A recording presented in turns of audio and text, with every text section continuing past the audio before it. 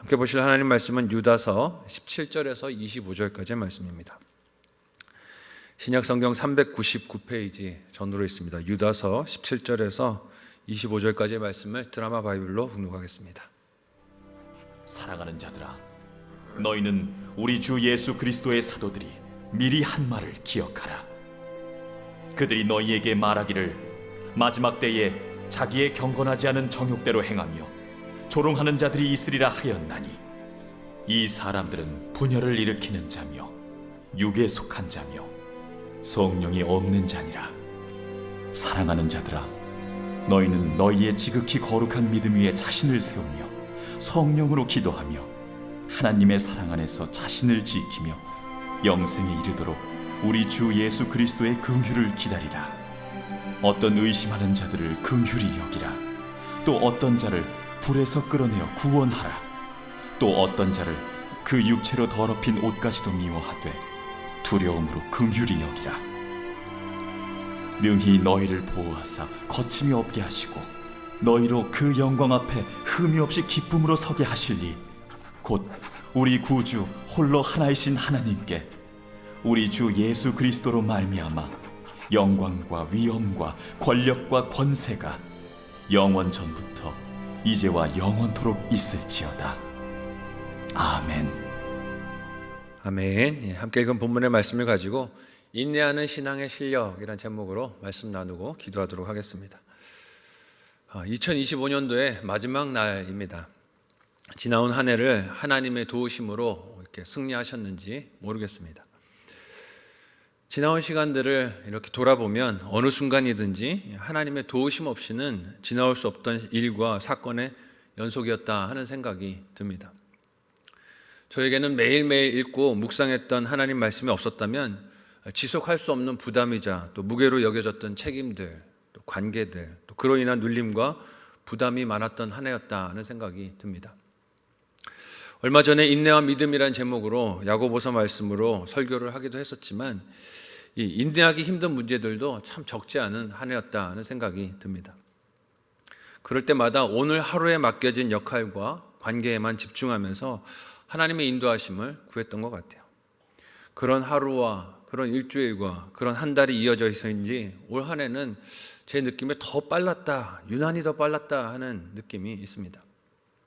오늘 2025년도 마지막 날에 함께 살필 말씀은 유다서의 마지막 후반부입니다. 어제 설교에서도 나눴지만 유다서는 교회 공동체에 가만히 들어온 거짓 교사들을 드러내고 경고하여 꾸짖는 것에 목적을 가지고 있는 서신서입니다.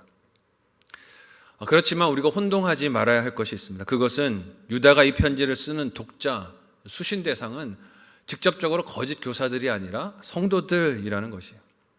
왜냐하면 유다의 관심은 거짓 교사들이 아니라 그들을 분별하면서 멀리할 신앙의 실력을 요구하는 성도들이기 때문입니다. 그래서 어제까지 살핀 거짓 교사들의 여러 특징들을 기록했던 것은 오늘 본문인 17절 이하에서 유다가 성도들에게 하기 위한 말을 위한 이유라고 생각할 수 있습니다. 어제 본문 마지막 절인 16절에서 유다는 거짓 교사들의 특징을 이렇게 말했어요. 그들의 입에는 원망과 불평과 자랑과 아첨이 가득하다. 교회에 가만히 들어와서 그런 말들로 성도들의 마음을 찢어놓고 공동체를 분열하게 만든다는 것이죠. 그들의 언어 생활들이 이런 특징들로 나타난다는 것입니다. 여러분, 왜 안 그렇겠습니까? 교회 안에 다른 목적을 뒤에 가지고 들어와 있으니 관심이 무엇입니까? 어떻게 하면 사람들의 마음을 나눌까? 그래서 남에 대해서, 사역에 대해서, 상황에 대해서, 모든 것들에 대해서 원망하고 불평하게 만들 것인지가 그들의 관심입니다. 자신에게 사람들을 이끌어야 하니 그 언어에 자랑과 아첨도 많습니다. 그래서 목장 예배를 드려도 개인적으로 교제를 나눠도 성경 공부나 예배를 마치고 나서도 그 입에서 나오는 말들은 거의가 무엇입니까? 불평과 원망입니다.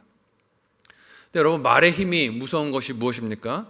그 불평이나 원망이 들리면 처음에 나는 아니었더라도 자꾸 들으면 어떻게 됩니까? 그 불평이 전염됩니다. 감염이 돼요. 원망하는 것들이 전염돼요. 이렇게 말의 힘이라는 것이 신비하면서도 무섭습니다. 그래서 평소에는 밝고 유쾌하고 기쁘던 사람이 목장에서 끊임없이 불평과 원망이 많은 사람과 일정 시간을 보내고 나면 어떻게 됩니까? 얼굴이 어두워져요. 기쁨이 없습니다. 그 얼굴에 미소가 사라지는 것을 봐요. 충분히 감사할 일이 많음에도 불구하고 원망하고 불평할 것들에 영향을 받으면 사람이 그렇게 변하는 것입니다. 유다는 이런 거짓 교사들의 영향력과 그 해로움을 잘 알기에 성도들에게 오늘 본문에서 무엇을 당부하면서 권면합니까? 함께 오늘 본문 17절에서 21절을 한 목소리로 읽어보도록 하겠습니다. 같이 읽습니다. 시작. 사랑하는 자들아, 너희는 우리 주 예수 그리스도의 사도들이 미리 한 말을 기억하라. 그들이 너희에게 말하기를 마지막 때에 자기의 경건하지 않은 정욕대로 행하며 조롱하는 자들이 있으리라 하였나니 이 사람들은 분열을 일으키는 자며 육에 속한 자며 성령이 없는 자니라. 사랑하는 자들아, 너희는 너희의 지극히 거룩한 믿음 위에 자신을 세우며 성령으로 기도하며 하나님의 사랑 안에서 자신을 지키며 영생에 이르도록 우리 주 예수 그리스도의 긍휼을 기다리라. 아멘. 유다는 자신의 편지를 받는 사람들에게 그들이 사도들에게 들었던 말, 미리 한 말을 기억하라고 합니다. 이는 유다가 하는 말이 지금 처음 당부하는 내용이 아니라는 것을 알 수 있어요. 마지막 시대를 살아가는 성도들에게 말씀을 듣는 일, 그리고 들은 말씀을 기억하는 일이 결코 가볍지 않다는 것을 알 수 있습니다. 말씀을 듣는 수고가 있어야 영적 전쟁을 분별해 감당할 수 있는 힘이 생기는 것이요. 또한 들은 말씀을 기억하기 위해 붙잡기 위한 노력도 있어야 한다는 것입니다. 듣고 흘려버리고 그렇게 들었어, 은혜 받았어, 감동이 있었어 하고 끝날 게 아니고 들은 말씀을 붙잡고 하루하루를 살아가야 한다는 것이죠.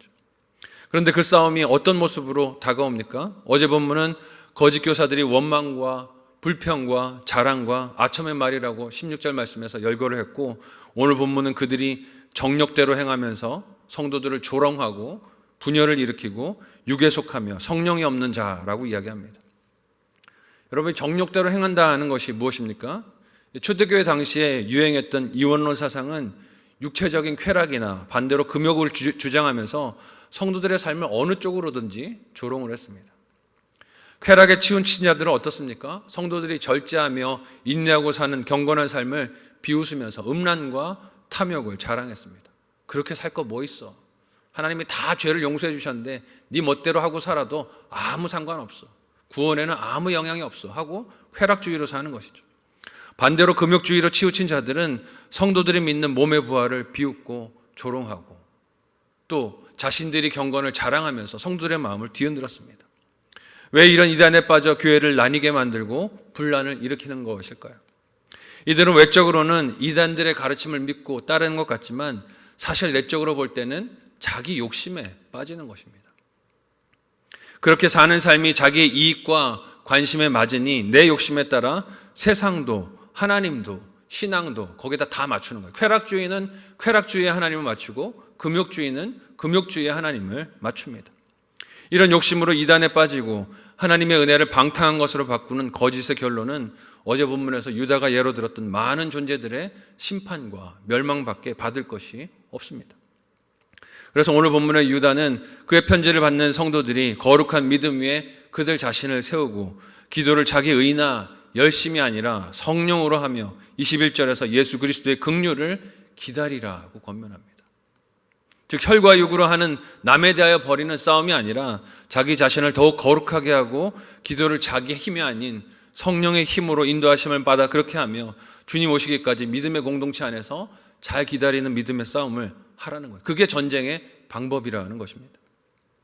또한 이어지는 22절과 23절에서는 믿음이 약하거나 죄에 빠져서 심판에 처해질 자들을 증오하거나 미워하거나 경멸하지 말고 그들을 긍휼히 여기고 구원하며, 그러나 죄는 그 흔적이 남는 옷이라도 미워하는 분명한 분별함으로 진정한 사랑을 하라고 권면합니다. 이게 성도가 싸워야 할 전쟁이라는 것이에요. 함께 22절에서 23절을 한 목소리로 읽어보도록 하겠습니다. 같이 읽습니다. 시작. 어떤 의심하는 자들을 긍휼히 여기라. 또 어떤 자를 불에서 끌어내어 구원하라. 또 어떤 자를 그 육체로 더럽힌 옷까지도 미워하되 두려움으로 긍휼히 여기라. 아멘. 거짓으로 가르치고 속이는 자들을 분별하는 것 중요한 일입니다. 하지만 자칫 분별이 무엇으로 이어질 수 있습니까?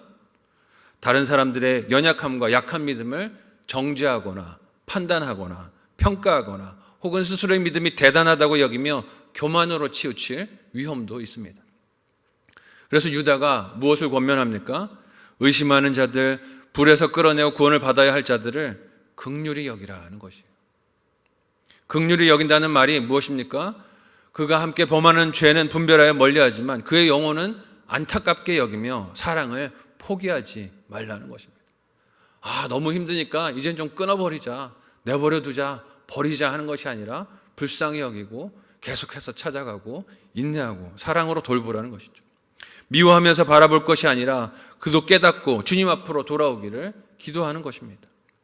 이와 같은 권면을 성도들에게 한 유다가 마지막으로 오늘 본문에서 이런 기도를 하나님께 드립니다. 함께 24절에서 25절 마지막 본문을 한 목소리로 읽어보겠습니다. 같이 읽습니다. 시작. 능히 너희를 보호하사 거침이 없게 하시고 너희로 그 영광 앞에 흠이 없이 기쁨으로 서게 하시리. 곧 우리 구주 홀로 하나이신 하나님께 우리 주 예수 그리스도로 말미암아 영광과 위엄과 권력과 권세가 영원 전부터 이제와 영원토록 있을지어다. 아멘. 2025년도의 마지막 날 우리 마음에 오늘 본문과 동일한 기도와 축복이 서로를 향하여 하나님을 향해 올라가시기를 예수님의 이름으로 간절히 소원하고 축복합니다. 우리 삶을 보호하시는 하나님께서 저와 여러분의 신앙 여정을 그렇게 지켜주시기를 소망해요. 다시 오시는 주님의 재림과 그 영광 앞에 흠이 없는 모습으로 기쁘게 세워주실 하나님을 우리가 믿음으로 걷는 새로운 한 해가 되었으면 좋겠습니다. 그날에 이르기까지 우리는 거짓을 통해 유혹하고 믿음을 흔드는 것들과 싸우며 분열하게 만들고 미워하게 만들고 증오하게 하는 것들을 분별하여 멀리하며 언제나 동일하신 하나님을 찬양하는 입술로 승리하는 삶이 되시기를 예수님의 이름으로 간절히 소원하고 축복합니다. 아멘.